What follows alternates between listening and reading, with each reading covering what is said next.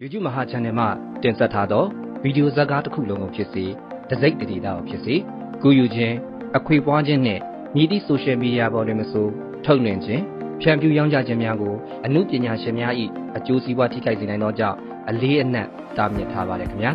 ကူယူဖော်ပြခဲ့ပါကစက်သွယ်ရေးဥပဒေပုံမှ66ခန်းငယ်အရဖြစ်စေ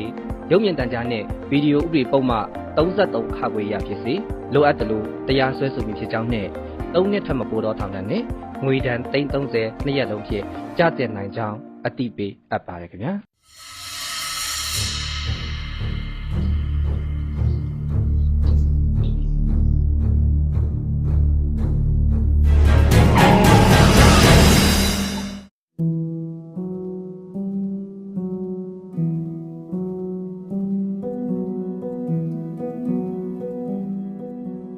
အရှင်တော့ကတော့မိုးရွာတဲ့နေ့ရက်တွေဟာကျမအတွက်တော့ဘာမှမထူးခြားတဲ့နေ့တွေပါပဲဒါပေမဲ့တခုသောမိုးရွာတဲ့နေ့တစ်နေ့မှာတော့ကျမအတွက်အဓိပ္ပာယ်ရှိတဲ့နေ့တစ်နေ့ဖြစ်လာခဲ့တယ်ဘာလို့လဲဆိုတော့အဲ့ဒီမှာ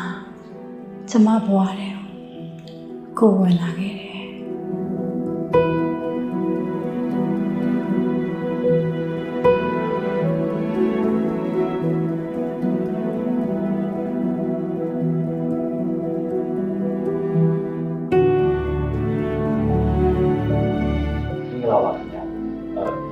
ကျွန်တော်ဘုံမင်းပြပါကိုကရုံးကိုအလုပ်လာရှုပ်တဲ့ဝန်ထမ်းသက်ပါ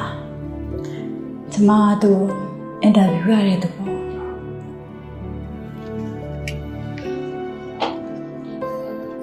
ကျွန်တော်နာမည်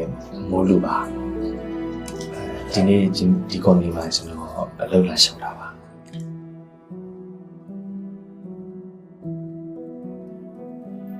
ကိုယ့်ရဲ့တင်းငင်အေဂျင့်နဲ့ရုပ်တယ်တည့်ရဲ့တန်ရှင်တဲ့ဝစားပုံတွေကကျမကိုမိုးရနှံ့နေတဲ့အတူစပြီးဖန်ဆန်းလာခဲ့တာကိုကအမြဲတည်နေတယ်မင်းကလေးကိုလည်းလိုအပ်တာလည်းပို့ပြီးမရောတစ်ဖက်သားပေါ်လေးစားမှုရှိတယ်လို့သူ့ကိုယ်သူလည်းလေးစားမှုရှိပုံရတယ်ဒီအချက်တွေကကျမအတွက်